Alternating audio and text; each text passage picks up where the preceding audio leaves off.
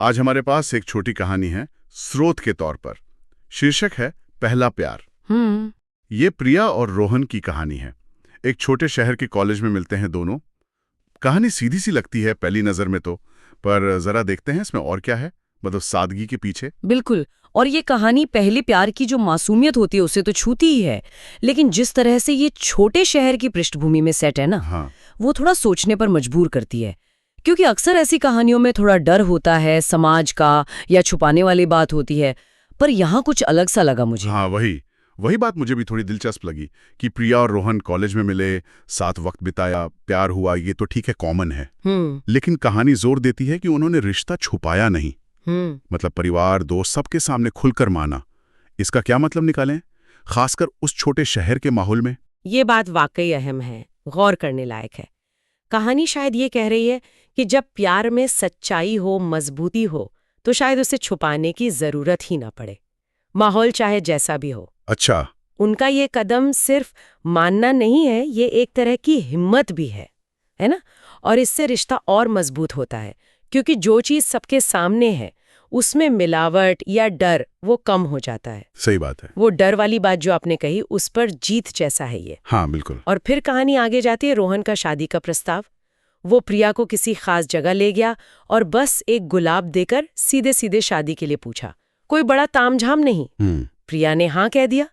अब आजकल तो इतने बड़े बड़े प्रपोजल देखते हैं हम। तो ये सादगी इस कहानी में ये क्यों जरूरी लगती है? हाँ, ये सादगी ही तो मुझे लगता है कहानी का जैसे सेंट्रल आइडिया है। अच्छा। ये दिखाता है कि भाई गहरी भावनाएं जताने के लिए बड़े दिखावे की जरूरत नहीं है। एक गुलाब, सच्ची फीलिंग्स काफी हैं।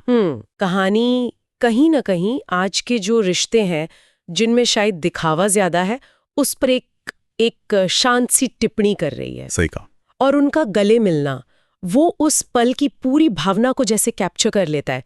खुशी, जुड़ाव, जो शायद किसी महंगी चीज से ज्यादा कीमती है।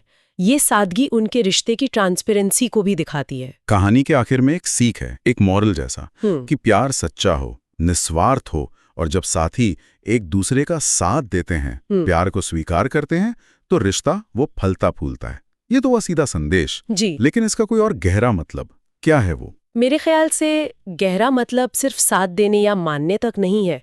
ये उस जिम्मेदारी की भी बात है जो प्यार के साथ आती है। मतलब एक दूसरे के लिए ईमानदारी, हालात चाहे जैसे भी हों।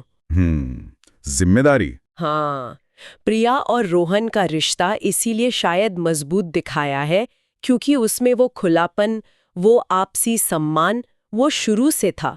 ये सिर्फ प्यार होने की कहानी नहीं है, ये प्यार को निभाने और उसे समाज में जगह दिलाने के साहस की भी कहानी है।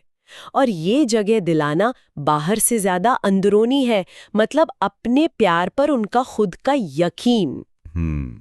तो अगर हम इसको समेटें, तो पहला प्यार सिर्फ एक मासूम लव स्टोरी नहीं है। ये खुलेपन के साहस की कहानी है, भावनाओं को सादगी से कहने की ताकत की कहानी है, और आपसी सम्मान पर टिके रिश्ते की गहराई भी दिखाती है।